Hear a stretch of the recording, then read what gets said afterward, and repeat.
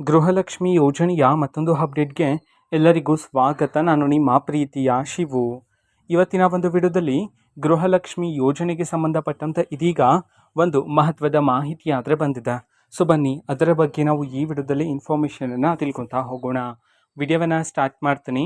ಅದಕ್ಕಿಂತ ಮೊದಲು ನೀವಿನ್ನೂ ನಮ್ಮ ಚಾನೆಲ್ಗೆ ಸಬ್ಸ್ಕ್ರೈಬ್ ಮಾಡದೇ ಇದ್ರೆ ಈ ಕೂಡಲೇ ಚಾನೆಲ್ಗೆ ಸಬ್ಸ್ಕ್ರೈಬ್ ಮಾಡ್ಕೊಳ್ಳಿ ಮತ್ತು ಲೈಕ್ ಮಾಡಿ. ಈಗ ನಾವು ಇನ್ಫಾರ್ಮೇಷನನ್ನು ತಿಳ್ಕೊತಾ ಹೋಗೋಣ.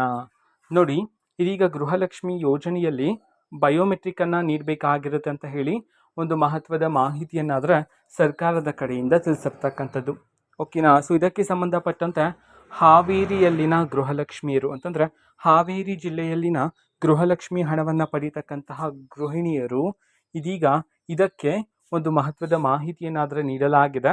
ಅದು ಏನಂತಂದರೆ ಬಯೋಮೆಟ್ರಿಕ್ಕು ಬೇಡ, ಈ ಹಿಂದೆ ಯಾವ ರೀತಿ ಹಣ ನೀಡಲಾಗ್ತಿತ್ತೋ ಸೊ ಅದೇ ರೀತಿ ನೀಡಿ ಅಂತ ಹೇಳಿ ಇದೀಗ ಹಾವೇರಿಯಲ್ಲಿನ ಗೃಹಲಕ್ಷ್ಮಿಯರು ಇದಕ್ಕೆ ಈ ರೀತಿ ಸ್ಪಷ್ಟನೆಯನ್ನಾದರೆ ನೀಡಿರ್ತಕ್ಕಂಥದ್ದು. ಸೊ ಅಂದರೆ ಇನ್ನೂ ಸಹ ಇದನ್ನು ಅನುಷ್ಠಾನ ಮಾಡಿಲ್ಲ.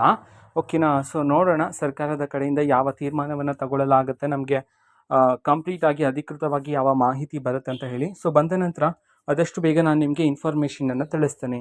ಅದಕ್ಕೋಸ್ಕರ ಚಾನಲ್ಗೆ ಸಬ್ಸ್ಕ್ರೈಬ್ ಮಾಡ್ಕೊಳ್ಳಿ ಮತ್ತು ಮಾಹಿತಿ ಇಷ್ಟ ಆಗಿದ್ರೆ ನಿಮ್ಮ ಫ್ರೆಂಡ್ಸ್ ಆ್ಯಂಡ್ ಫ್ಯಾಮಿಲಿ ಮೆಂಬರ್ಸ್ಗೂ ಸಹ ವಿಡಿಯೋವನ್ನು ಶೇರ್ ಮಾಡಿ ಮತ್ತು ಚಾನಲ್ಗೆ ಸಬ್ಸ್ಕ್ರೈಬ್ ಮಾಡಿಕೊಂಡು ಸಪೋರ್ಟ್ ಮಾಡಿ. Thank you. ಬಾಯ್.